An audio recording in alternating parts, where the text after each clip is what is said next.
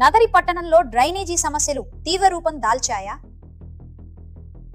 కాలువలు చెత్తతో నిండిపోవడంతో ప్రజలు అనారోగ్య భయంతో జీవిస్తున్నారా?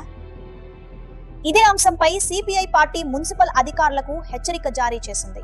నగరి మున్సిపాలిటీ పరిధిలోని 11వ వార్డులో ఉన్న ఇందిరానగర్లో డ్రైనేజీ కాలువలను వెంటనే శుభ్రం చేయాలని సిపిఐ పార్టీ డిమాండ్ చేసింది. ఈ కాలువని చూస్తే ఇప్పుడు మీరు చూడొచ్చు, జిల్లా అధికార యంత్రాంగం, మున్సిపల్ యంత్రాంగం అందరూ కూడా ఈ కాలువ పరిస్థితి చూడొచ్చు. ఈ కాలువకు రెండు వైపులు కూడా అందరూ నివాసాలు ఉంటున్నారు, కాపురం ఉంటున్నారు. కానీ ఇప్పుడు ఉన్నటువంటి ఈ యొక్క కాలువలు మొత్తం కూడా చెత్త చెదారం నిండిపోయి పూర్తిగా కాలువ బ్లాక్ అవ్వడం జరిగింది. దీన్ని శుభ్రపరచాలని కమిషనర్ గారికి ఈ సందర్భంగా తెలియపరుస్తున్నాం.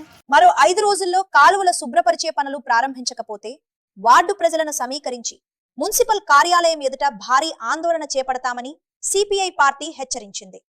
రేపు వారంలో మాట పెద్ద ఎత్తున అందరినీ తీసుకొచ్చి మున్సిపాలిటీ ఆఫీస్ ముందరే ఇక్కడున్న చెత్తనంతా ఆడనే పోసి మా నిరసన తెలియపరుస్తామని కమ్యూనిస్ట్ పార్టీగా మేము డిమాండ్ చేస్తున్నాం.